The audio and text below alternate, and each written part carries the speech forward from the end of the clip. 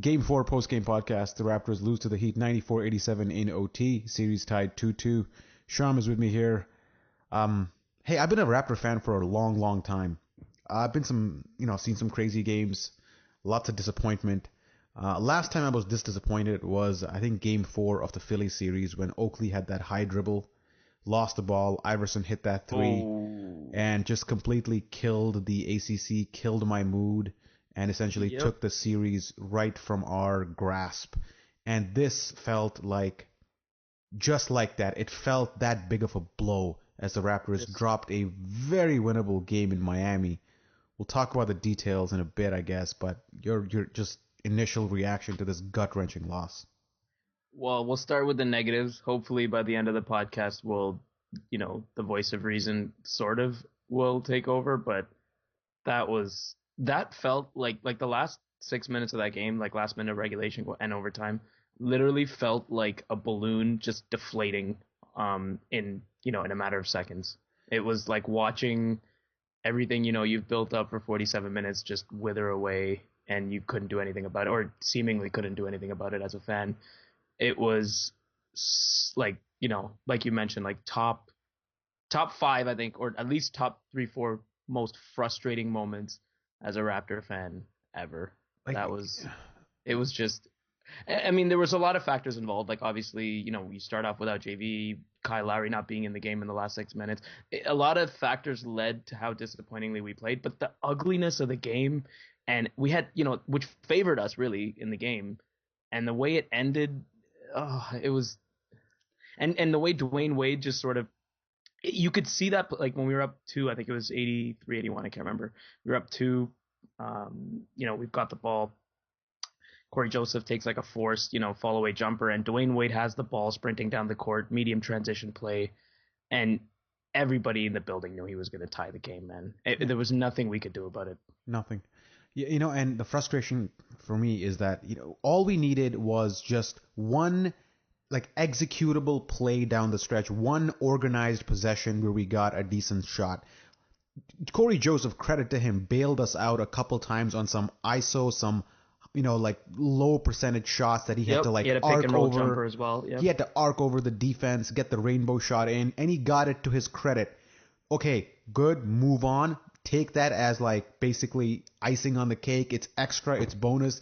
You can't rely on that. So when you call 2 timeouts and then you come out of it with a Corey Joe isolation where he's the only guy who touches the ball, what coaching are you exactly doing? The last play of regulation? I'm talking the two Corey. I don't know. I lost my train of thought. There were 3 or 4 plays where it was literally just Joseph, deer in the headlights, just having to make a play, which has been the disturbing theme of, like, the last 3 games.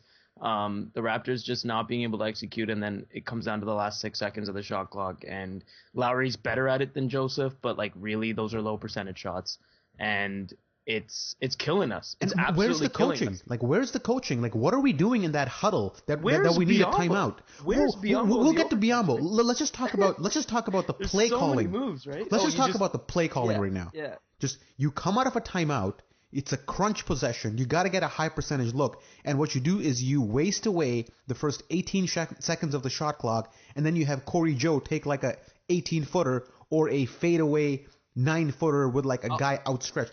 What's the coaching? Like, I can do that. There was definitely, I feel like some of it, I mean, the out of timeout stuff, that's inexcusable. If you're coming out of a timeout, the least we can expect is an organized play leading to a high percentage shot. If it goes in, it goes in. It doesn't, it doesn't.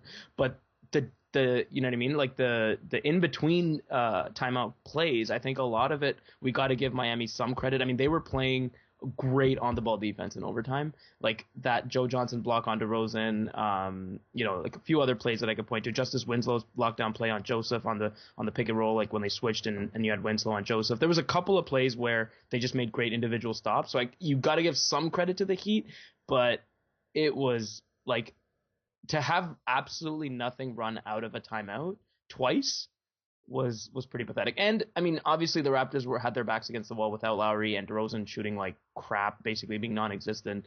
And you can only ask so much of Ross, who, at this stage, let's be real, if Terrence Ross is the one that's being tasked to, score 20 points, and you just can't rely on that. And, he hit some big shots, but you can't expect Terrence Ross and Patrick Patterson to bail you out in overtime. It's not going to work. And I don't think Casey made quick enough adjustments. I don't think we executed with the adjustments we made. I don't think, as good as Joseph played, he made 2 critical mistakes. And Dwayne Wade made some huge plays. So I think this series is a dogfight, and there's no question about it. I didn't expect this to be an easy game, but the way the game, coming in, I knew we might lose this game. I thought coming into Miami, I really expected a split. So coming out of it, it still feels like what we expected, but to lose it that way, and you had the series in your hands, literally in the palm of your hands. I think we were up 7 with just over 4 minutes left. Yeah. We had all the momentum. Terrence Ross just hit a big 3, and the way the Heat bounced back from that, it's like we're trying to run out the clock. It's like we have no confidence in our actual offense. We're just trying not to win or lose. Yeah, we're just dribbling the clock down. Hopefully we get a point. At the very worst, you wasted 20 seconds off the clock, and Miami has less time to work with. That doesn't work. We tried that actually in the last game, got away with it, but did it again here without Lowry and DeRozan, or Lowry to bail you out, and you lost. It's and the amount of missed gimmies, man. I know DeMar had a missed gimme layup. He had 6 missed free throws again. Every mistake he makes seems to get run back for scores. That's the constant theme over Indiana and Miami is that it's a double whammy with DeRozan, right? Because they're always live ball turnovers when they are turnovers, and Miami's they're literally relishing that. They're waiting for you to give them the ball because that's the only way they're gonna score, right? Yeah. And it's just so frustrating, man. It's just so frustrating. So play calling aside, which was just F, the worst, one of the worst offensive sets you've seen as a Raptor fan. Every possession down to 3-4 seconds. I'm not even exaggerating. Every possession we had, and it wasn't just the last 6 minutes, right? It was for a large chunks of the game. And it's not like there's some action going on in the first 20 seconds of the shot clock that's setting up the last 4 seconds. It's literally a guy dribbling the ball. Whether it be maybe a handoff, just for the sake of a handoff, well beyond the 3-point line, just to show some semblance of an offense. But at the end of the day, it's just a lot of dribbling. You get under 5 and you run something. A lot of the times, DeMar Carroll bailed us out, Terrence Ross bailed us out. In Corey Joseph in those under 4 second shot clock situations, but that's not gonna win you the series. Those aren't winning plays. Yeah, man. Exactly. Those are keep you afloat type plays. Exactly. Buying minutes when your stars are on the bench. But in this case, our stars were on the court and weren't playing. I mean, I think Lowry, we can both agree, had a great impact on the game, similar to some of the early first round series games we saw from him, but. He still shot very poorly, and DeMar, Okay, let's talk DeMar. Let's talk DeMar, man. Let's seriously talk about DeMar. You want to go first? Nah, you go first. Okay, here's my thing with DeMar. We'll start with the positives first, because there is some. Wait. Okay, the defense. Okay, no positives. Okay. Because I'm going to offset that defensive positive in a moment for you. We'll temper the negatives with the following, with the fact that when we were, when Lowry was having his struggles in the first round, and even in this series, at least initially. We gave him the benefit of the doubt and said, look, it's because of the elbow. It has to be because of the elbow, blah, blah, blah, blah, right? And obviously Lowry, being a point guard, being as impactful of a player as he is, had great games in spite of his shooting, right? DeMar's never been like that. DeMar relies purely on his mid-range game, his ability to get to the free throw line, and to some extent his passing in the regular season, right? And now with his thumb issue, not to mention his confidence issues coming into the game, anyway, I think it's messing with his head. And the only reason I say that is because it's not because of the missed jumpers. I think the missed jumpers have been sort of the prevailing theme of the playoffs. We've just come to expect them. I think it was the missed free throws. DeMar is the type of guy where he doesn't miss free throws in the regular season anyway. Even he could go 9 for 35 from the field, but he'd still go 8 for 10 or 7 of 9 or 8 of 11 or whatever from the free throw line. But I mean, I don't know how many free throws he missed today. I don't have the 1 for 4, and he missed the technical. I don't know why he's taking the technical. That's a different story. That's a different story. But I think because he's missing free throws, it leads me to believe there's more to it than that. But you gotta recognize that, right? And this is where the negatives kick in. Is you gotta recognize that if you know your shot's not falling, take shots in the rhythm of the offense. If you're wide open, take the shot. Otherwise, attack to the rim and try to find teammates. It's clear that Terrence Ross was playing very well for large stretches of the fourth quarter. You still have Corey Joseph, you still have Patrick Patterson who can knock down the open three. You still have shooters out there, so it's not like guys can't score. No matter how good defensively Miami plays, it's not like they're not world beaters on defense. So we got to be able to move the ball. It's on DeMar to be able to say, okay, and that's what the great players do, right? Like even when Steph Curry's not having it's rare, but when he's not having a great shooting game, he gets other guys involved. And, he makes an impact on the game. And being a point guard, it's easier for Lowry. But DeRozan's got to be able to say, okay, look, the shot's not going. I got to find, I got to go inside. I got to find Biyombo. I got to find Lowry or Patterson or whoever it is outside. And he just doesn't seem to be able to do that. I think some of that is on Dwane Casey. And it was nice to see him bench DeRozan for a large chunk of the game. But to put him in like that, it spelled disaster, and it just materialized before us with a couple of turnovers in the overtime, and a couple of missed shots as well. So what else is there left to say about DeMar? I mean, yeah, seriously, like what else is left? Like we're just rehashing what we've said like over the last 3.5 years, really. Once his shot isn't falling, and it wasn't falling again, he feels that he has a responsibility to carry the team and keep shooting until he gets a win, because he thinks the team depends on him, when that's the furthest thing from the truth. That hurts the team exponentially. Like when his shot wasn't going in, you know what he did in the second quarter? He drove in like triple clutch shots and banged them off the side of the backboard. That was his response to missing shots. Never did he actually say, let me just drive and kick out. He had 0 assists in 34 minutes. Zero assists in 34 minutes. And it's not like he's, like you said, like it's easy for Kyle Lowry to rack up the assists because he's point guard. DeRozan handles the ball as much as Lowry. Maybe not exactly the same, but pretty close. He gets the same opportunities for sure. He gets the same on-the-ball opportunities than Kyle Lowry. The difference is that Kyle Lowry has more to offer, whereas DeMar DeRozan doesn't. And in the fact, root he might cause get more because he'd get doubled a lot more than Lowry. It's hard to double a point guard, but it's easier to double a shooting guard. So he might actually get more opportunities. Yeah, but the root cause here is the guy cannot dribble. He cannot handle the ball. He just can't. We keep saying, like, some of that has to do with the thumb today specifically, but yeah, like I agree. In general, forget the thumb, man. Like, just leave the thumb out of this, okay? He can't dribble. He cannot dribble. He's missing free throws though. I mean, he never missed. Like, that's what I'm trying to say, right? Like, DeMar's played bad before. This isn't like some surprising like shock. Like we've seen terrible games from DeMar in the season. We've seen it in the playoffs. We've seen more of it in the playoffs, but he always makes his free throws. If he makes 2 free throws or 1 free throw in regulation, this game's over, right? He's nervous. He's nervous. It's simple as that. He's nervous. I don't know, man. I think DeMar doesn't strike me as the type of guy that gets into it. I think the thumb plays into it. I think it's one of those things. It's chicken or the egg, right? Like I feel like the thumb has kind of fed into the mental issue, and now it's sort of like the Lowry weird situation we saw in round 1. I just hope he can knock himself out of it, but the problem is it might be too late for the Raptors. If it's got a thumb issue, he shouldn't be shooting to begin with. But the problem is, if he's not shooting, what is he doing? He shouldn't be on the court, right? That's all he's sort of tasked to do. And if you're paying a guy max money in the summer, I mean, that's yet to be sort of, happen and materialize. But if that's your guy, he's an all-star, and he scored throughout the regular season, it's really forcing the hand of Dwane Casey to bench him multiple games in a row. I'm not saying he shouldn't do it. I'm just saying, I think it's safer for Dwane Casey to live and die with DeRozan than it is to bench him and potentially lose. And I also like he's having a horrible series or a horrible playoff, outing this year all around. But at the same time, how many plays did you see today where he came off a curl and caught the ball below the free throw line? Well, that's the thing, right? Even when he did, he was off balance, or Miami was right, and that's zero. Zero is the answer to that question. We don't run any high percentage plays for him. Forget about high percentage looks. We don't even run high percentage possessions for him. He's always operating in face-up situations where he's relying on ball handling to get him a clean look or evade the defender. That's not his game. You know why? Because he sucks at ball handling. He cannot dribble. That's one thing we gotta just accept. This guy cannot handle the rock. We say like every summer he's coming back a little bit better in ball handling. No, he's not. He sucks. The guy sucks at ball handling. So what you have to do is you have to feed him the ball in high percentage positions where all he has to do is like maybe take one dribble and shoot. There's a stat out there somewhere. Somebody posted it where like when he has no dribbles to take, he's like a 70% EFG.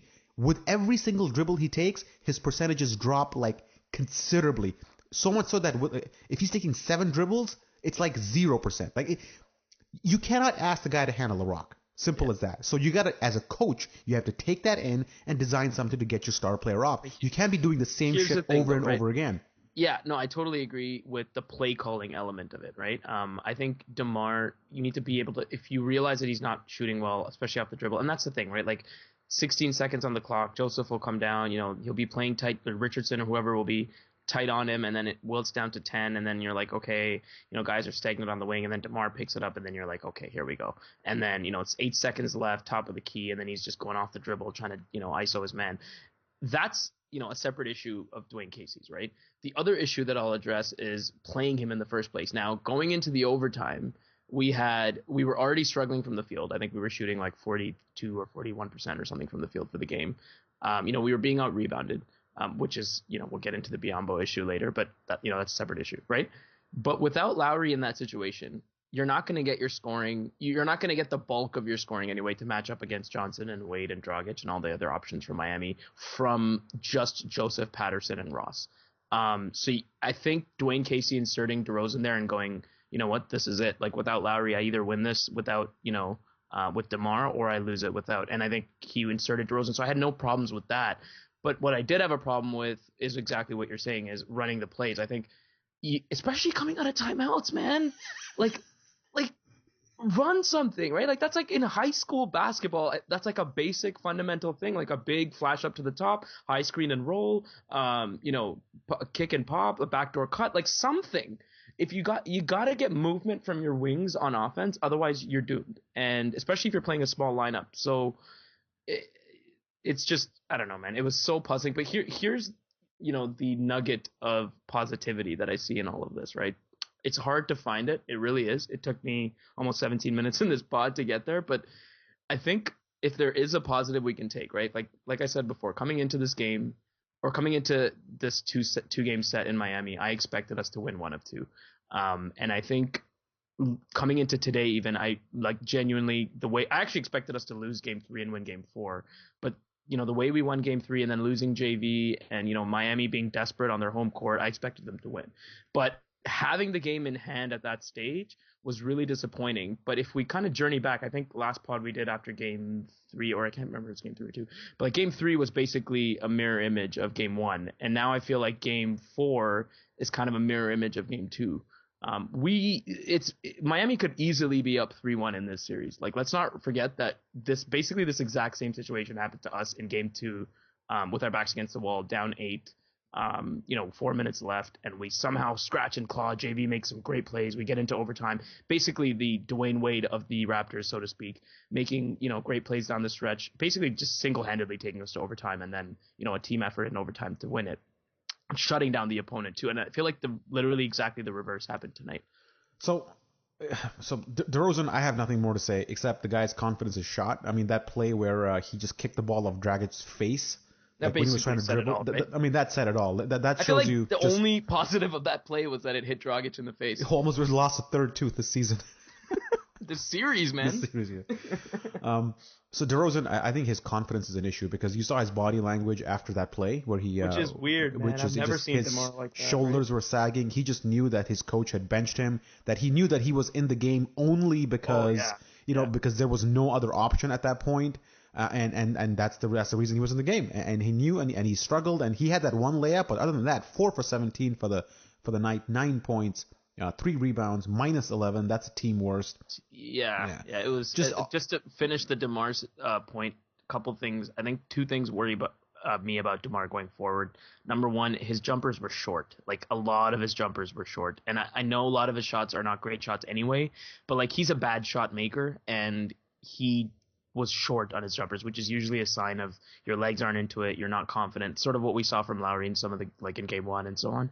And the second thing that worries me about DeRozan is the body language. Like you mentioned, I think, I don't know if you saw the flash of DeRozan's face, when we were, I think we were up 4 going into Patterson, or I think we were up 2. Patterson had the clutch, put back to put us up 2 off of, I think it was DeRozan miss or something, or no, it wouldn't have been DeRozan, it was someone else.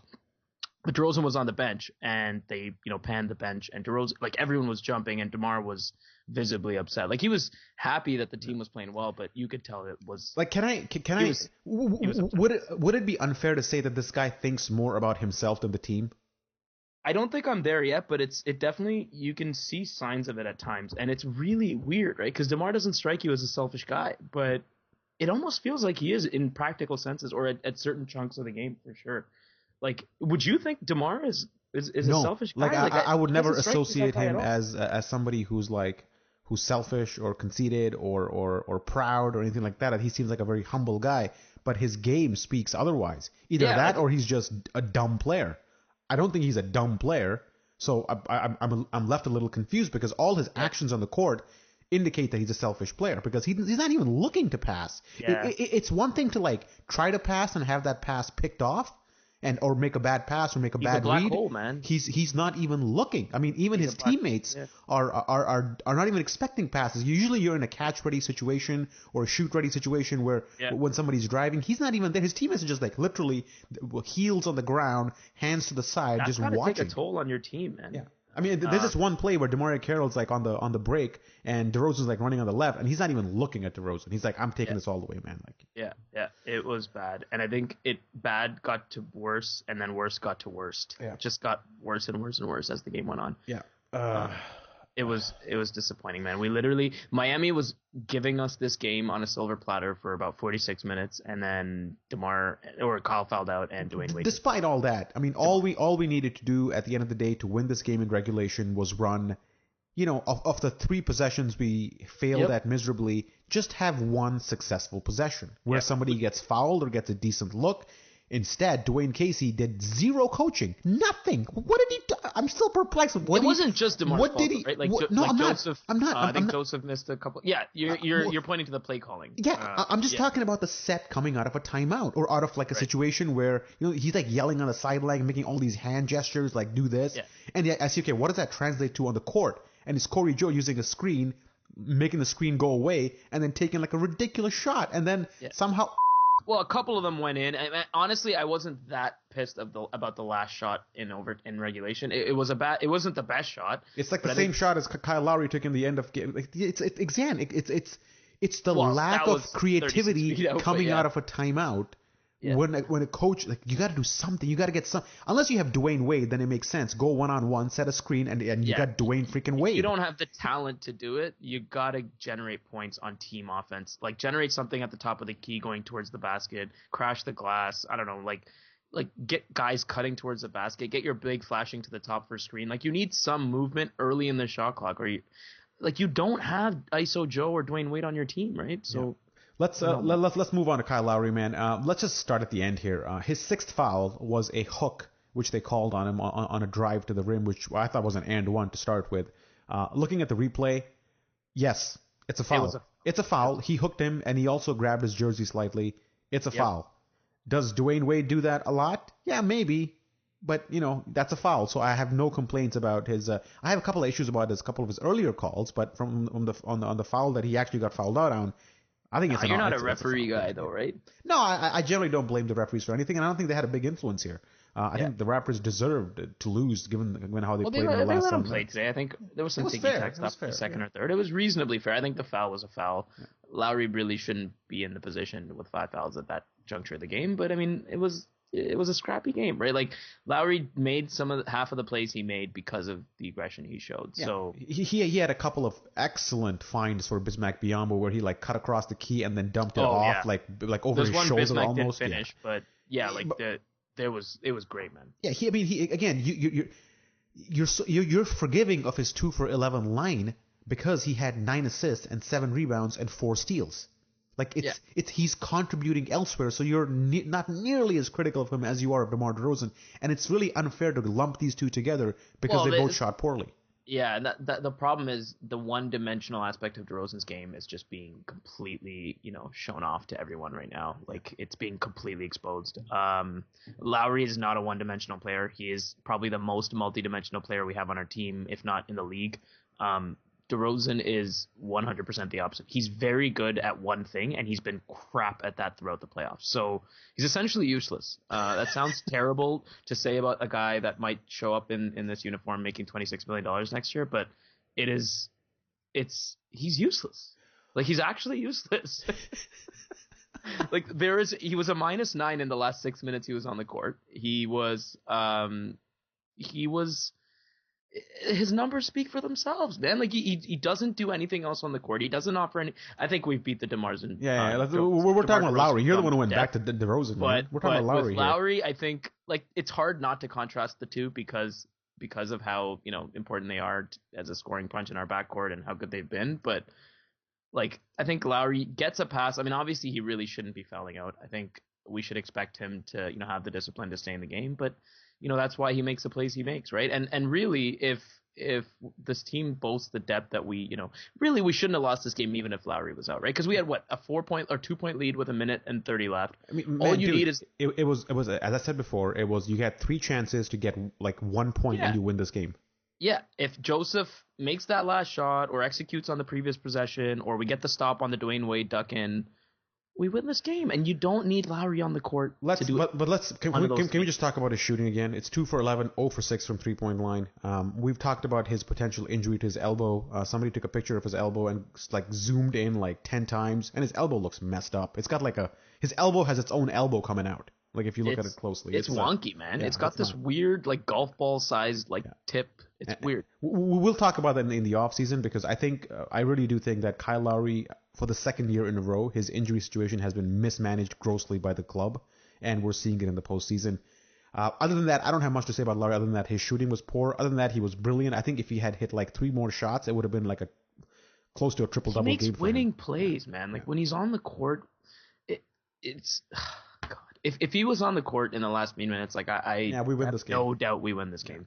Like, zero doubt in my mind we win this game. He makes one of the 3 plays you mentioned, he makes one of those 3 plays. Guaranteed. Yeah. Before you get to Bismack Biyombo, can I talk about our defense? For a team that's supposedly coached by a defensive genius, we sure make some pretty insanely bad closeouts. I posted 2 of these on the main Raptors Weather Twitter account. One of them belongs to DeRozan, one of them belongs to DeMar Carroll, but I did notice at least 3 more where Dragic or Luol Deng caught the ball at the 3-point line, and our closeouts were so bad that they invited drives right into the heart of the defense, into the paint, and in both occasions, the one time Dragic got that and one, and the other time Deng got a score. Fundamentally bad defense by players who are supposed to be good in DeMar Carroll under a coach that's supposed to be a defensive coach. I mean, obviously, the offensive playbook isn't there. I get it, whatever. We've talked about that. But defensively, some of our...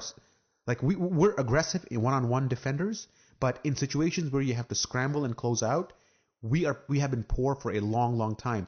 And we'll talk about DeMar DeRozan's poor shooting, Corey Joseph's, missed jumpers, but there were 2 or 3 defensive breakdowns on closeouts that ended up costing us 6 points with under 2 minutes left in this game that you could easily argue cost us this game.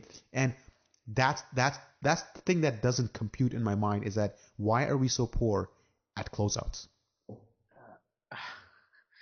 I think, going back to your point about Dwane Casey, I think Casey, to me, has always struck me as a guy, and I'll get to the closeouts in a second. I think Casey has struck me as a guy who, he's more of and again, I'm not around the team as much as some of the reporters, but just based on what I've seen, right? He strikes me as a guy who's more of a preacher than a schemer. So I feel like rather than going back to the drawing board and really coming up with X's and O's and matchups to resolve, the issue at hand, I think he kind of resorts to coaching and telling guys to do things. But if guys aren't able, or if they're not put in a position to succeed, they won't do that. And some of this does boil down to the fundamentals, like closing out. Like I counted at least 3 possessions where there was a Justice Winslow duck in the second quarter too. That was just so that's just basic basketball 101. You don't want to overhelp. You know what I mean? And Justice Winslow isn't exactly, Kyle Korver. So you got to read the scouting report. Guys have to be aware of, who's touching the ball, what, boxing out your man, even simple plays like boxing out your own man when the shot goes up. I see a lot of mistakes. And I think guys like Patterson and to some extent Ross and even Lowry make very, very intuitive plays. And I think Patterson today, like on some of the switches on Wade, I thought was excellent. Like some of them played great on the ball defense, and I mean we still played overall very good defense in this game. So I don't want to make it sound like we played terrible, but there were some critical, and especially in overtime, critical possessions where we either did one of three things. We didn't close out properly, as you mentioned. The Heat made a very tough shot, like it was well contested. They just made the shot, or we gave up an offensive rebound. Yeah. It was like literally just pick one of the three, and that's what happens. And that's how they finished the game, and that's how we lost. Yeah. Yeah.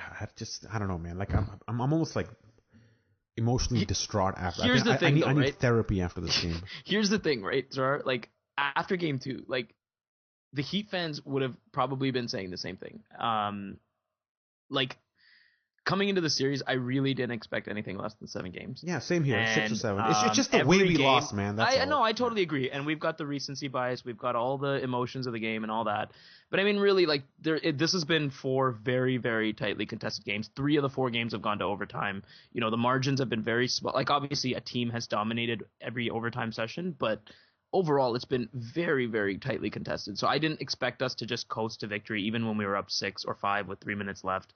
I expected a crazy Dwayne Wade play. I expected, Miami to make a run.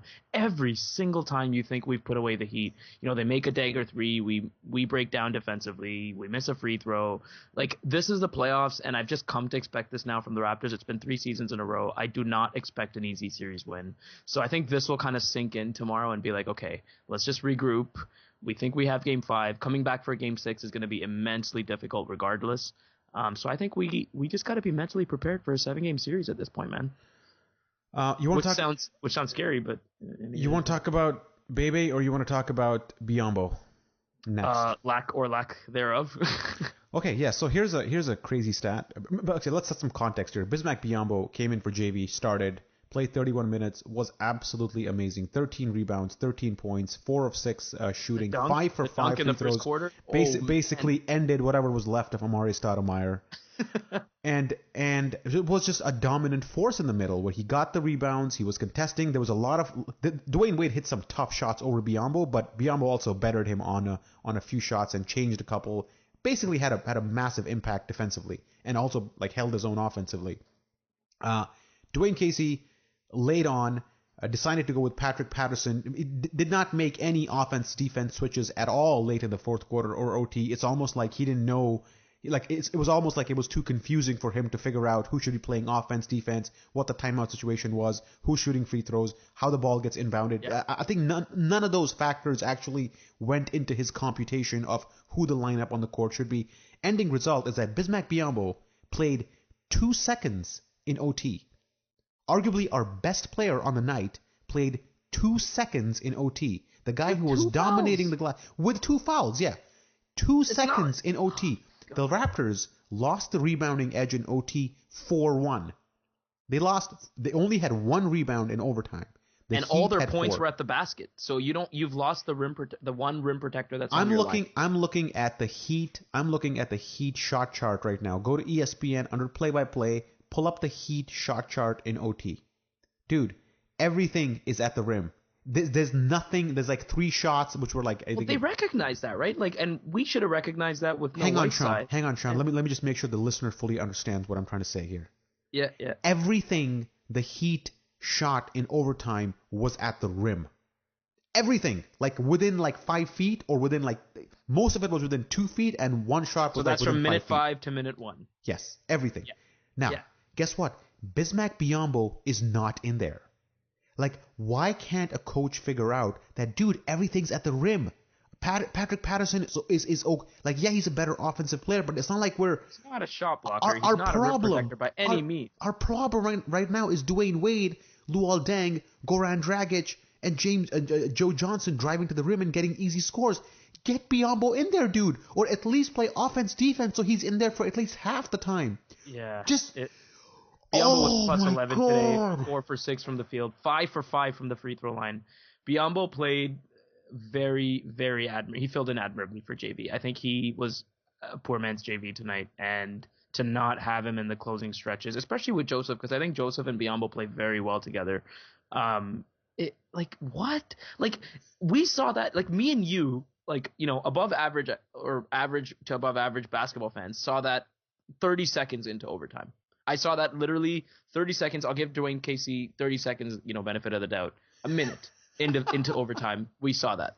And to not make that adjustment, and we took that timeout, I think, with like 4.5 or 4 minutes left or 3.5 minutes left, and then to not see Patterson or to see Patterson come out again at the 5, it was laughable, man. It was actually laughable. I think even at the end of regulation, like most of Miami's points were at the rim. Yeah. And I think if you ask Casey, I haven't seen his post game reaction yet, but I think his argument would be, losing Lowry, he wanted more scoring punch, so he went with Patterson. But like, dude, defense is your issue right now. Like Miami torched us for 11 points in overtime, and you should have seen. That's the problem with Dwane Casey, right? He doesn't see the symptoms; he only sees the diagnosis. And we all saw the symptoms. People were screaming, and he just didn't make the adjustment. It cost us the game. Yeah. What more is there to be said about the Biyombo situation other than that the fact that he did not play OT? Like I get. You only scored 4 points in OT anyway, so it's not like you were Patterson helped you out there. It's just that you have timeouts at your disposal. There's tons of like stoppages there.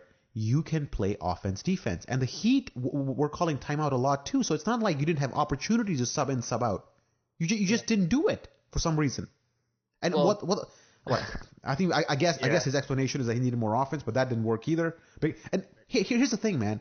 If you're going to run an ISO for Corey Joe, like that's your play, you're going to run an ISO, why would you not have Biyombo in there for the next defensive possession?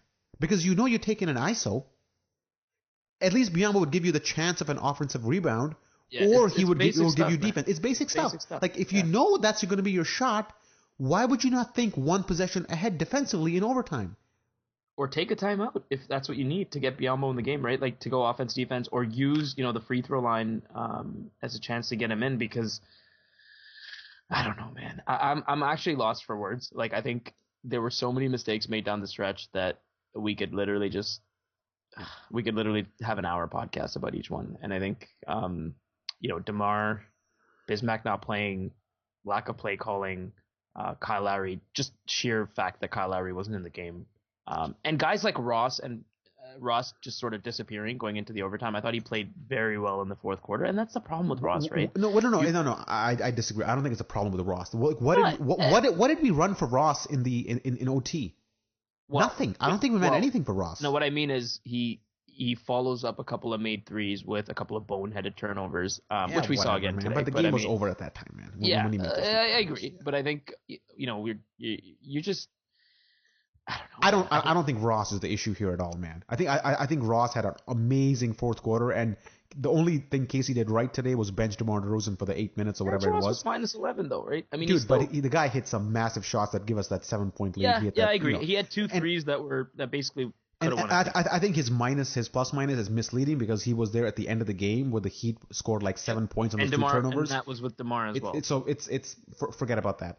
What for Terrence Ross in OT, we did not run a single stagger screen to get him open. Well, Miami also figured it out, right? Like they had justice with, they loaded up defensively in overtime. I think some of it has to be on Miami. Like I don't want to completely say we didn't execute. I think it's 75-25 in my eyes.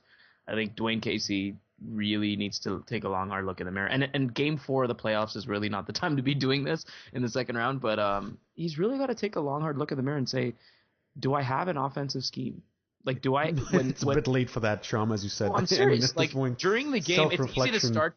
That's the problem with this team, right? Like, we start the first halves very well because we have great bulletin board material. We come into the game with the right mindset. And when, when the stakes are, when it's time to sort of decide the game, we fold. We're not able. We don't have that sort of when the other team is locked in. They need to stop you. They need 2 stops and they win the game. We don't have the offensive schemes to sort of get us out. There's no adjustments, man. To your point, okay, when Ross hit those threes, Miami paid him more attention. They were shading on him every time. Like every time he cut across the key to the left wing, they had Winslow and they had another guy shading. But guess what? That means somebody else on the weak side of the court is more free. But you know what? You got to make a cut down the middle. DeMar Carroll has to make that cut. Something's got to start. Like, right? if you're over helping on draw, something else is going. There's some other dynamic on the court which you have to utilize. The Raptors never did that. Patrick Patterson always sat on the corner or the corner pocket. DeMar Carroll was on the wing. So I agree. Offense isn't going to manufacture itself. That's why you got to manufacture the offense. It's not easy. It requires thinking. It's difficult. It requires organization, which the Raptors just plain lack. Yeah, and it really puts Dwane Casey in a tough spot when DeMar is not shooting well, because that was his easy go-to card in the regular season, and now it's just not working, and he's like sort of been forced to make on-the-fly adjustments. And we've talked about the one weakness of this offense. Its ranking in the NBA during the regular season is false because it's easy to game plan for. This is something we've been saying. It's easy to lock in for sure. Like we've been saying, like we've been doing this podcast for like a long time, man, and we've been saying this for a long time that this offense is very easy to game plan for. We saw it last year with Lou Will in Washington, and we're seeing it again today. Whatever. Let's just move on. Let's talk about Bebe, man. Were you surprised that he came in that early? I think in the first quarter is when he popped in. I was surprised. I think Dwane Casey started the game with the mindset that I am not going to go small for long stretches, and that's sort of what I expected, because with Biyombo starting, instead of going small, he brought in Bebe and said, "I'm not compromising, the inside," which was really puzzling because I thought Bebe played well. We played well in that stretch, aside from the end of the second quarter. Which was really puzzling because he flipped back, going into overtime, going small. We've talked about that. But to start the game off with a game plan, have it work basically for the majority of the first half, and then go away from it when, push comes to shove, was just confusing. Anyway, I thought Bebe played well. I think his length caused some issues for the Heat. But, I mean, it's Bebe Nogueira, right? I think it's a matter of time until he gets exposed. But he's obviously great on the pick and roll. He's got great hands for a big man his size, which obviously Biyombo doesn't.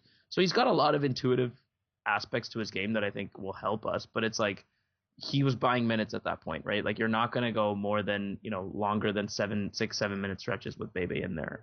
So I was impressed, but I really don't know how Dwane Casey's going to play the rest of the series and whether Bebe's going to play. So I got two views here. One, he had a good first half stint. I think he caught people by surprise a little on his. I don't think Miami had seen much of him or expected him to play, so he caught him by surprise. Had a couple of dunks. Had a couple of rebounds, feeds, by the way, from Terrence Ross. But second half was a disaster when he was matched up with Josh McRoberts, who basically overpowered him and got a couple of rebounds around him. He blew 2 defensive coverages. It was essentially a terrible stretch for him. And he won -7. His -7 is actually it's probably indicative of his overall play in the game. Good first half, terrible second. Probably played about 4 minutes more than he needed to in the second half. I agree. And I think that I mean, you talk about a game which goes into overtime. You can point to all these things on where you could have saved points if you had just realized that Nogueira is getting torched. Let's pull him. Let's go something else. Other thing, I'm a little surprised that neither team actually went to a 5-out lineup at all. I think Miami came the closest, but the Raptors never did. They always had one of Nogueira, Biyombo, or Patterson in there, and so that was surprising Patterson because in there could qualify. Yeah, maybe, but I mean, I was thinking more like along the lines of James Johnson, who many thought that might get some playing time here. He didn't go there at all. Maybe forced Miami's hand to see what else was out there. I don't know. I think James Johnson is one of those guys that you could who he loves to drive. So if you're looking for guys to attack the rim, which is what he said in his ESPN or TNT quarter interview, that we need guys to attack, you got to put on guys that attack. Bebe's not going to be a guy who's going to get you free throws. He's not going to attack the rim. James Johnson might, but I don't know how fat James Johnson is now or what he looks like, if he can still play or whatever. But he's a guy who might do that. But I guess we should just be thankful that he didn't play Luis Scola out there. Oh God, were you surprised not to see Jason Thompson? In the pregame podcast yesterday, I thought that there might be some room for him, especially again, we talk about the overtime period where Miami was getting everything at the rim. Yeah. I mean, that might have been might have been a good time to play Nogueira, where, he might provide some rim protection, a little more rebounding, something. I don't know, man. But I do know that, Biyombo should have played. We're going back to Biyombo now because it's such an obvious decision that he got wrong, and which ultimately cost us the game. I mean, the 4-1 rebounding stat is all you need to know. He played 2 freaking seconds in OT. He's our best player, played 2 seconds in OT. what does 2 seconds even mean? Like at that point, right? I'm Like, looking at the PDF that the NBA.com releases. It says 2 seconds in there. I don't even know how you play 2 seconds. I don't know, man. I'm at a loss for words.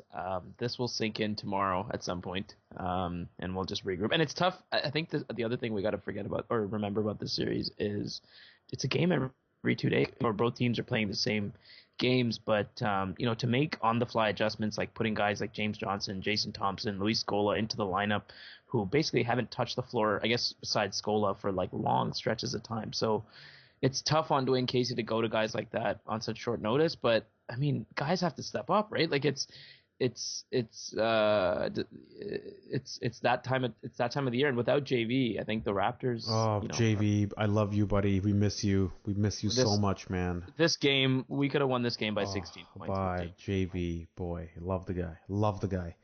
And do you see his presser today? No, I didn't. Just sort of, giving Raptors a little bit of glimmer of hope, saying it feels better than expected, but I don't know, man. Yeah. I don't know Let's talk about a couple of guys who had good games. Let's start with DeMar DeRozan, who 6 for 11, 13 points. He had some, again, some breakdowns defensively. He's been having that, just so uncharacteristic of a guy who's supposed to be a defensive stopper.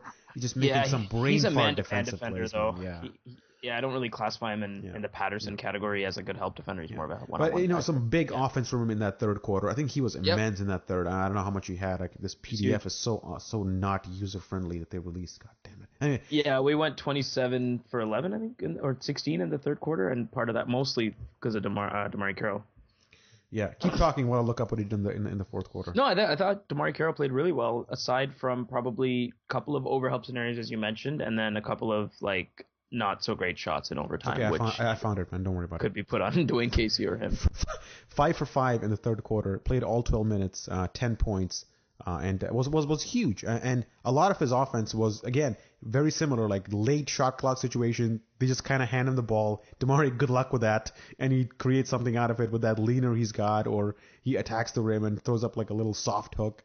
It's take it. I mean, again, those aren't winning plays, as you said earlier. They're basically like they'll keep you afloat for a little while. And the third quarter was all about keeping us afloat and cutting into that halftime lead that we had. Yeah, it was, man.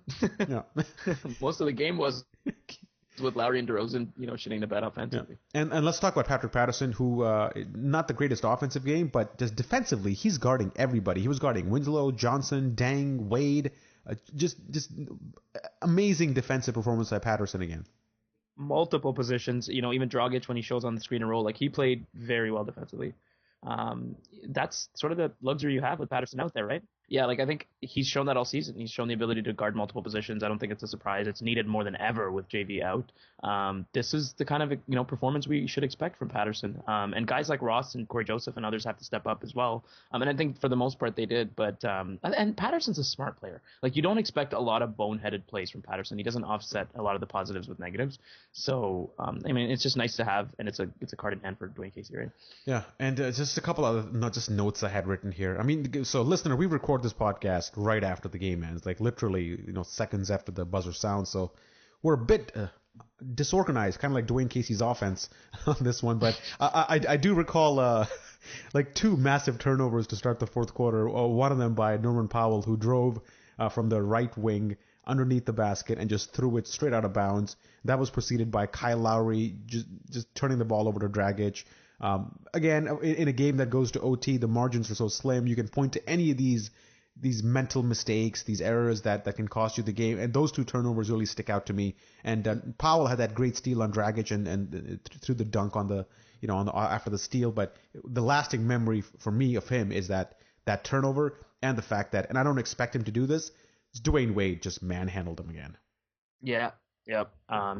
He had one stop on Wade I counted in the fourth quarter, but aside from that, he was pretty much non-existent. I think the play on Dragic was obviously the one that stood out, and the dunk with two hands, mind you, this time.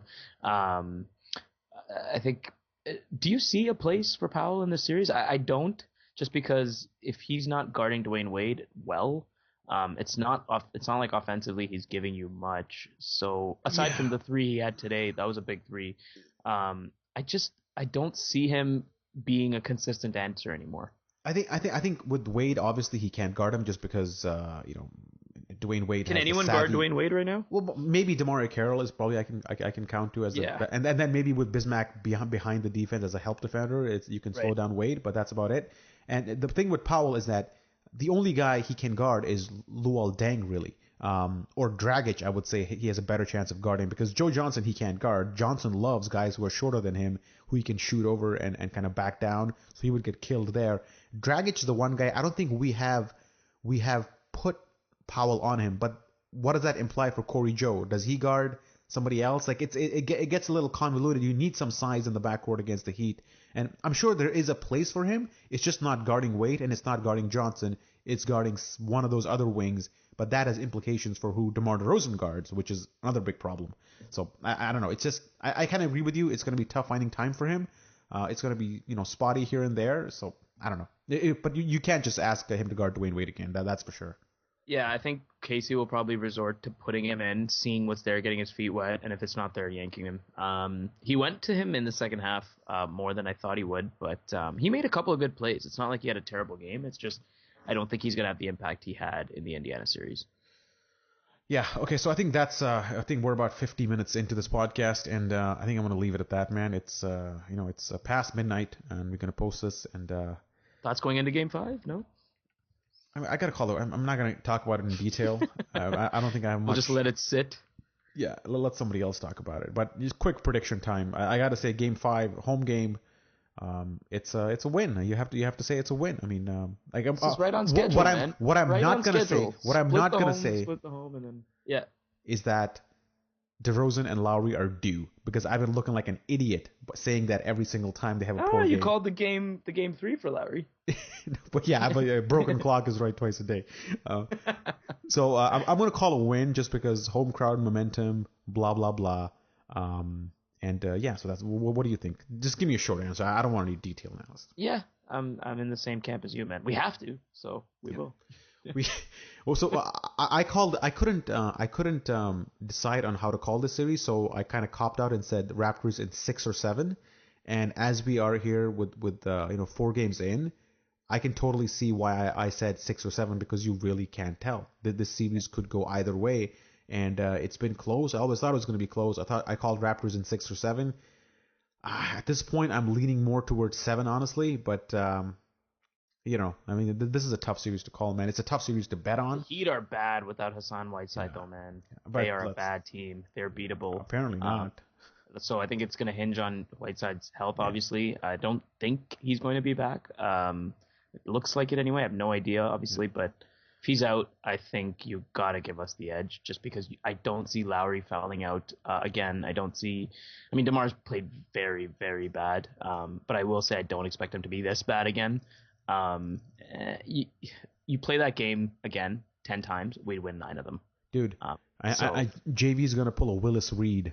Game 7, he's going to come hobbling he's out. He's going to hop crutches, into the ACC. Play like 2 minutes, score a basket, and sit out the rest of the game. His presence. Willis Reed. His presence will win us the game. All right, well, Sean, thanks, man, for joining. It's past midnight, so we'll say goodbye. Listener, do rate the podcast on iTunes and Stitcher, and if you do want to support Raptors Republic, go to patreon.com/Raptors Republic. Other than that, we will see you after Game 5, which happens on Wednesday night in Toronto, 8 p.m. start. Thanks again for listening. Appreciate the time you spend with us.